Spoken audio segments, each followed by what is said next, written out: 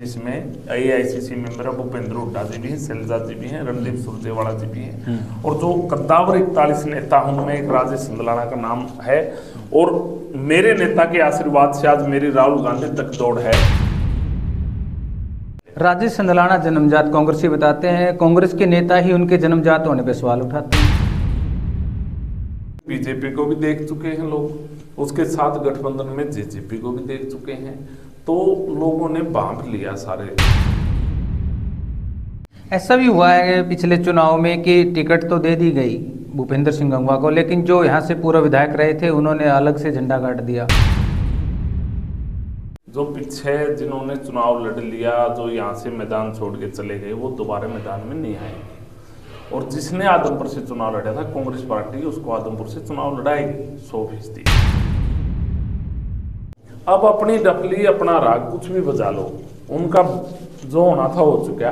अब ना अपनी डफली रहेगी ना अपना राग रहेगा। ऐसा नहीं लगता कि जितनी बार लिस्ट आती है किसी न किसी कारण से वापस मोड़ दी जाती है? जो हरियाणा में दोराहे पर कांग्रेस खड़ी नजर आती है गुटों में बटी हुई, वो इसका एक मेन कारण है।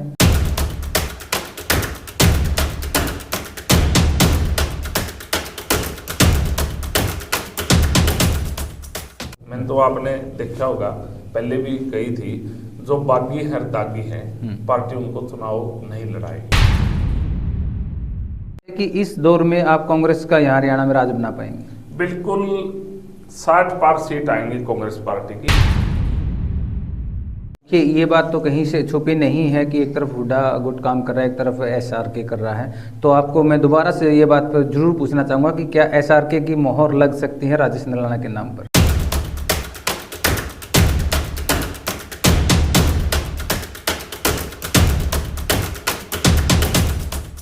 मैं बरवाड़ा के लिए अपनी हर समस्या को उठाने का मैं काम करूंगा, चाहे पीछे 500 करोड़ के घोटाले हों, चाहे अब मौके पे JJP विधायक ने ग्रिलों का मामला हो, चाहे सीवरेज का मामला हो, चाहे गलियों का मामला हो, सब त्राई त्राई है। देखो, जो उनकी रैली थी, कामयाब रैली बता रहे हैं जींद के अंदर, लोग इस विश्वास से गए थे कि ये BJP से अलग होगा और ऊंचाने की आवाज उठाने का ये काम करेगा। लोग जान चुके हैं, जो ये पुराने मोढे हैं ना, अब उखाड़ के लोग इनको फेंक देंगे। उन्होंने निर्दलीय चुनाव लड़ा था पार्टी के खिलाफ और उनके 8000 का आंकड़ा वोटों में पार नहीं हुआ, जमानत जब्त नहीं, वो लोग जमानत खत्म आदमी हैं।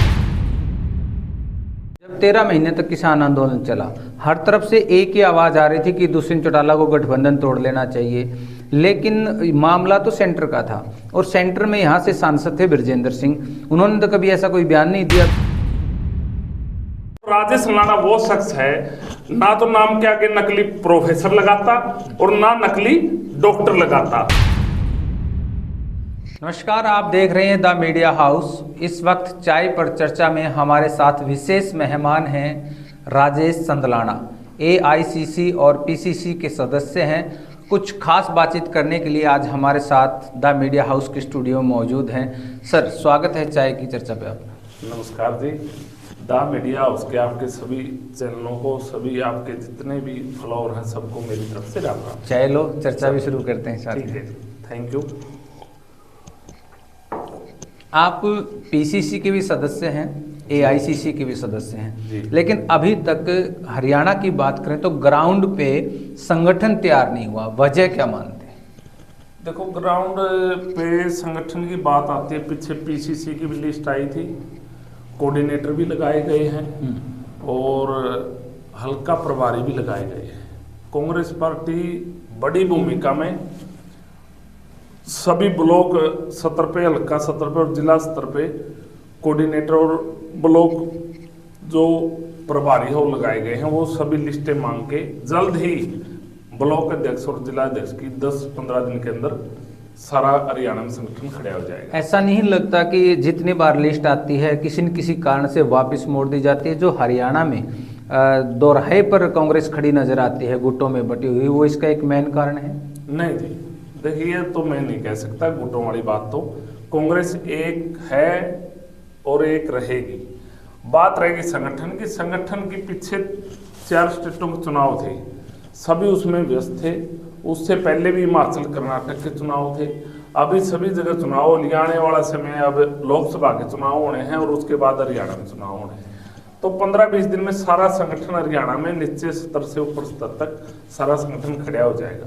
अभी जिस प्रकार से 5 राज्यों में चुनाव थे और 3 राज्यों के जो बीजेपी के पक्ष में जिस तरह से उनको मिला है, बहुमत मिला है, तो आपको नहीं लगता कि हरियाणा में इसका पूरा असर पड़ा है और एकदम से निराश हो गए हैं कार्यकर्ता? कैसे उठा पाएंगे? नहीं, हरियाणा किसानी के और मजदूरी से जुड़ा हुआ प्रदेश है। यहाँ छोटा व्यापारी, मजदूर और किसान तबका सबसे ज्यादा संख्या में वो है हरियाणा में। और जो बात 4 स्टेटों के चुनाव में, तेलंगाना में कांग्रेस की भारी जीत हुई है और 3 स्टेटों में मानते हैं हमारी हार है और बीजेपी की जीत हुई है।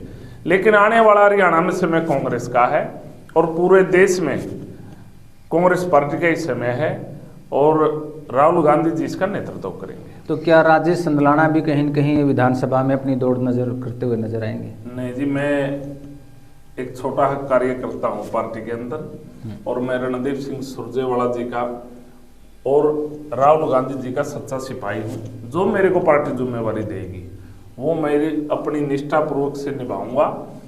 मेरे को टिकट देगी तो मैं बरवाड़ा से चुनाव लड़ूंगा, या जिस भी साथी को टिकट देगी राजेश संदलाना सबसे आगे उसकी मदद करेगा। क्योंकि अगर बरवाड़ा में कांग्रेस की बात की जाए तो यहाँ पर दावा ठोकने वाले बहुत साथी हैं, चाहे वो हुड्डा गुट से हों चाहे सैलजा गुट से हों। यहाँ तक कि कई जो नेताओं का तो ये भी कहना है कि जो हल्के का ही बरवाड़ा से हो, बाहरी विधायक यहाँ नहीं चलेगा। अच्छा, चलो इस पे मैं जवाब दे देता हूँ आपको। मेरा तो ब्लॉक तहसील, मेरा 20 सालों से आड़त का काम, मेरा तो हल्का ही ये है और वोट भी यही डालते हैं हम। और ये बाहरी और अंदर वाली बात है ना, ये तो अजम मेरे नहीं हो रही। जिस भी पार्टी जिस भी साथी को टिकट देगी, चाहे वो डिस्ट्रिक्ट का हो चाहे डिस्ट्रिक्ट से बाहर का हो, जब हल्के में कोई बेचता है पार्टी टिकट देके, उसको जिताना हमारा फर्ज बनता है। जिस साथी ने ये बात कही है, मैं आपके माध्यम से कहना चाहता हूँ, वो आदमपुर में जाके पूछो ना बाहर का है हल्के का है, ऊंचाण में पूछो ना दुष्यंत चौटाला हल्के के हैं बाहर के हैं, नलवा में है। इसी तरह अपने मंत्री हैं अनूप दानक जी, वो उकलाड़ा के हैं या बाहर के हैं। तो ये तो मायने नहीं रखती इसमें। इस बात से तो मैं एक बात कहना चाहता हूं आपके माध्यम से, जिस भी साथी को पार्टी टिकट देगी हम तो उसका साथ देंगे और उसका समर्थन करेंगे। हम हैं सच्चे कांग्रेसी, और जो इस प्रकार की बातें करते हैं, जो बगावती सुर लाते हैं, मैं उनको कांग्रेसी नहीं मानता। ऐसा भी हुआ है पिछले चुनाव में कि टिकट तो दे दी गई भूपेंद्र सिंह गंगवा को, लेकिन जो यहाँ से पूर्व विधायक रहे थे उन्होंने अलग से झंडा गाड़ दिया। उसका तो उन्होंने परिणाम भुगतना पड़ेगा। मैंने तो आपने देखा होगा, पहले भी कही थी, जो बागी है दागी है, पार्टी उनको चुनाव नहीं लड़ाएगी। जो सच्चा सिपाही है कांग्रेस का, उसको चुनाव लड़ाएगी। और फिर भी पार्टी जिसको भी टिकट देगी हम तो उसका झंडा उठाएंगे। बाकी हमारा व्यक्तिगत विचार है, बागी और दागी को छोड़ के किसी को भी टिकट दे हम उसके साथ हैं। अभी आपने जो लोकसभा चुनाव की बात की, पहले लोकसभा चुनाव हो सकते हैं, हालांकि बीजेपी तो दोनों को साथ करवाने के मूड में नजर आ रही है। यहाँ पर कांग्रेस की लोकसभा को लेकर के क्या तैयारी है? तैयारी है, बिल्कुल जबरदस्त तरीके की तैयारी है। आपको नहीं लगता कि यहाँ पर लोकसभा का एक जयप्रकाश जेपी को छोड़ के कोई चेहरा नजर नहीं आता? ना ना, वो तो है ही नहीं। जिसकी लोकसभा में जमानत जब्त हो गई हो और लोगों ने नकार दिया हो, कांग्रेस पार्टी उस पर दाव नहीं खेलेगी। प्रभारी लगा दिया अभी उनको? नहीं, वो पार्टी के प्रभारी नहीं है।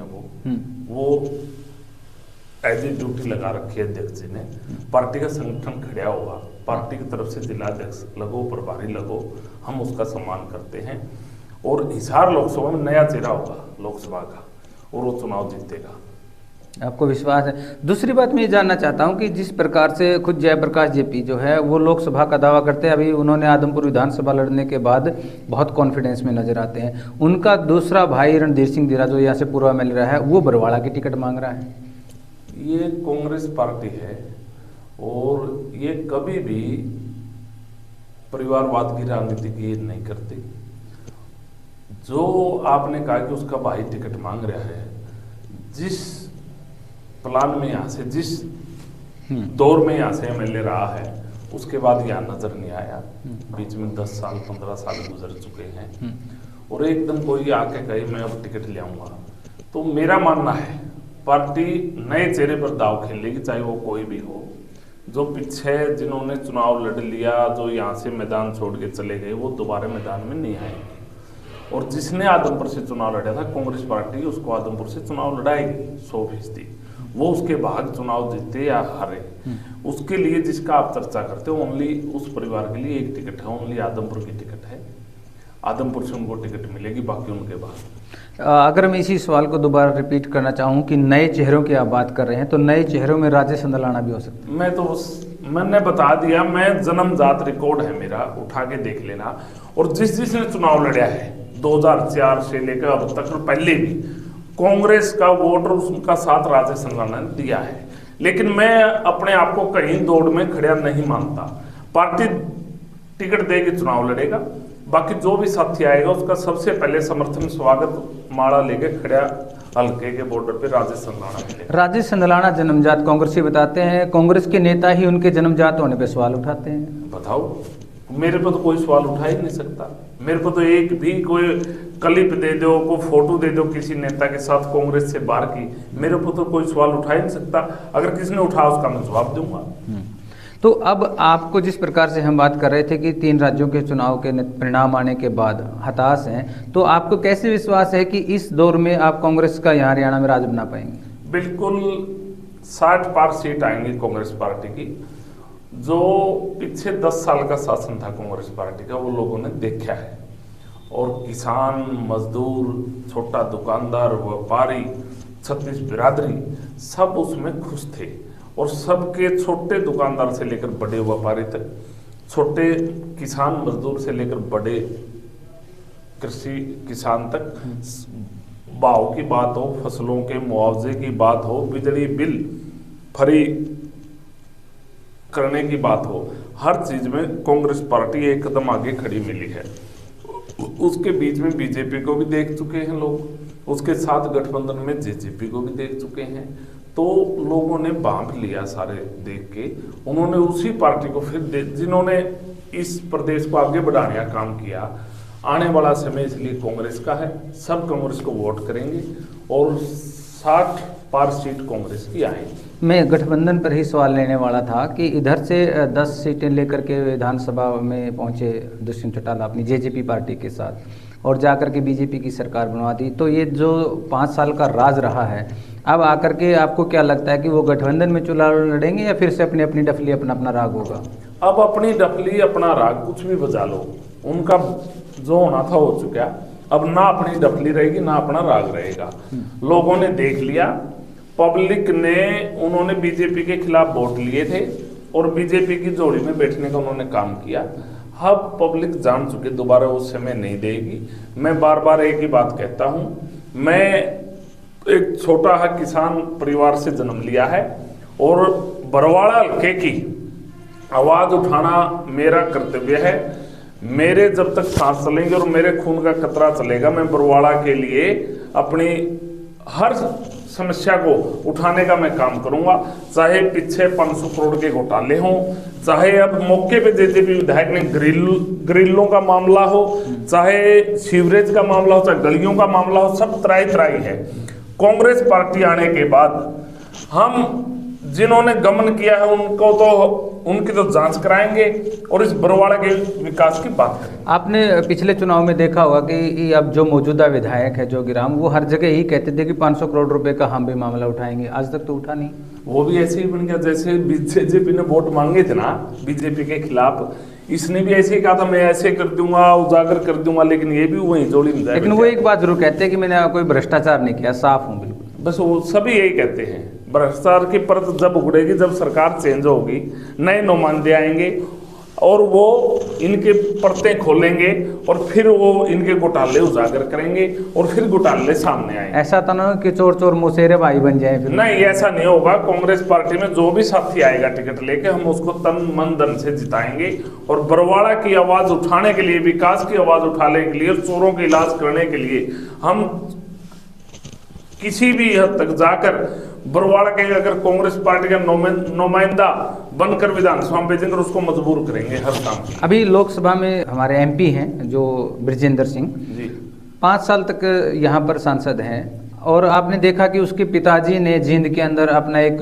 शक्ति प्रदर्शन किया। जी उसके बावजूद आज वो ये बात कहते कि अगर गठबंधन रहेगा तो वो बीजेपी के साथ नहीं है और अगर वो गठबंधन टूट जाता है तो बीजेपी के साथ है। उसने देखो जो उनकी रैली थी कामयाब रैली बता रहे हैं जींद के अंदर, लोग इस विश्वास से गए थे कि ये बीजेपी से अलग होगा और ऊंचाने की आवाज उठाने का ये काम करेगा, जोश था लोगों में। लेकिन चौधरी वीरेंद्र सिंह अपनी आवाज लोगों को संदेश नहीं दे पाए, कहीं ना कहीं दबाव में थे और जिस लोगों ने जिस बात के लिए इकट्ठा किया था भाई मैं फैसला लूंगा, वो फैसला नहीं लिया और वापस उसी की झोली में जा बैठे।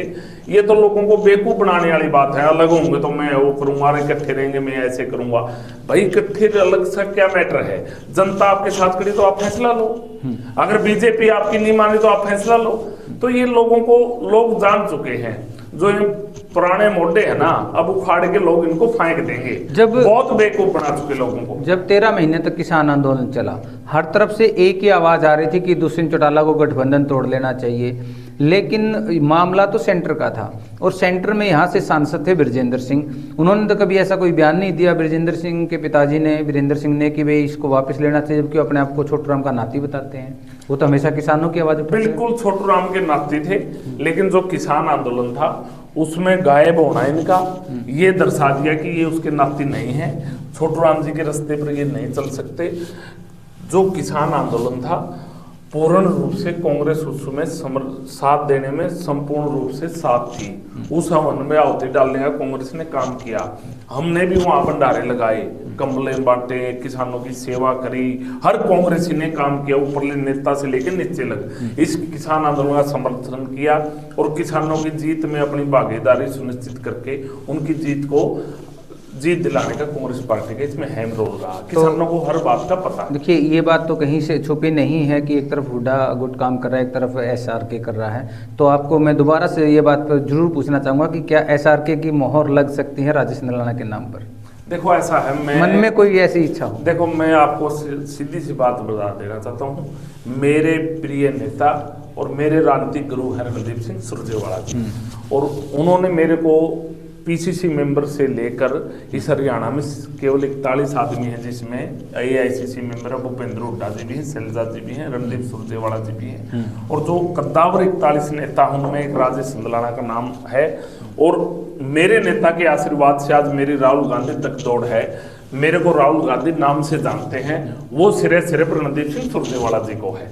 मेरे को जो पार्टी राहुल गांधी जी और रणदीप सुरजेवाला जो मेरे को ड्यूटी लगाए वो निभाऊंगा। मेरे को चुनाव की होंगे तो मैं चुनाव लड़ूंगा, मेरे को कोई नहीं आपने मदद करनी है, कोई भी टिकट ले मैं मदद करूंगा। कांग्रेस से बाहर की मैं बात बिल्कुल नहीं करता, ना मैं करता। चलो मैं बात मान लेता हूँ कि अगर आपका हाईकमान आप पर विश्वास जता देता है तो ग्राउंड पे क्या तैयारी है? ग्राउंड पे मेरी तो जबरदस्त तैयारी। आप जाओ, मेरी मंडी में दुकान है सारे बरवाड़ा हल्के में और बरवाड़ा शहर के अंदर में। आपने तो नरेश जी को पता है कोरोना के समय सैनिटाइज करना हो, हैंड सैनिटाइजर चाहे जो भी है PP किट सब बांटे मैंने। रणदीप सुरजेवाला जी को भी बुलाया, चाहे दुख की बात हो चाहे सुख की बात हो। मैं बरवाड़ा शहर में, बरवाड़ा मंडी में, बरवाड़ा हल्के में हर छोटे से लेकर बड़े तक, बुजुर्ग से लेकर जवान तक, मैं हर समय उनके दुख सुख में साथ रहता तो ये जो सेवा आपने की है वोट में तब्दील हो सकती है इस मायने में? वो पब्लिक ने फैसला करना। अगर पार्टी टिकट देगी तो मैं वोट मांगने जाऊंगा, जैसे सेवा करने जाता हूँ फिर वोट मांगने जाऊंगा।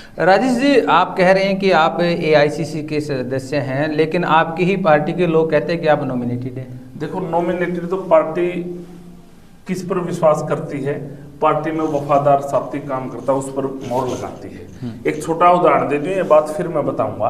राजस्थान में भजनलाल शर्मा जी को मुख्यमंत्री बना दिया, उन्होंने आज तक संगठन में काम किया और सरपंच का चुनाव आ रहे हुए थे।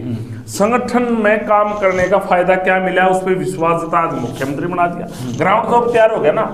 जब मैंने पार्टी के लिए सदा काम किया है और लोग ये आप कह रहे हो कि ये बोलते हैं ये तो नॉमिनेटेड है, जो मेरे को AICC मेंबर में बढ़ाया गया उसमें भूपेंद्र हुड्डा जी भी हैं, शैलजा जी भी, मेरी प्रिय नेता रणदीप सुरजेवाला जी भी हैं। और मैं आपको बता देना चाहता हूँ जिसने ये सवाल किया कि नॉमिनेटेड है, ग्राउंड पे क्या है। मेरे पास ग्राउंड पे मैंने चुनाव लड़ा तो दमदार तरीके से लड़ा और अपने प्रतिद्वंदी से 500-700 वोटों की हार हुई। और जो ये लोग बोलते हैं, वो कहते हैं हल्का मारा रमलका के, उन्होंने निर्दलीय चुनाव लड़ा था पार्टी के खिलाफ और उनके 8,000 का आंकड़ा वोटों में पार नहीं हुआ, जमानत जब्त नहीं, वो लोग जमानत खत्म आदमी हैं। उन्होंने लोगों ने दिखा दिया कि अपना हल्के में क्या वजूद है। और राजेश सलाना वो शख्स है, ना तो नाम के आगे नकली प्रोफेसर लगाता और ना नकली डॉक्टर लगाता। मैं आपके माध्यम से कहना चाहता हूं, जिस भी साथी ने ये बात रखी है, कांच के घरों में रहते हुए दूसरों पर पत्थर नहीं फेंकना चाहिए। राजेश सलाना वो शख्सियत है, पार्टी का वो वफादार सिपाही है, सदैव पार्टी के लिए खड़ा मिलेगा।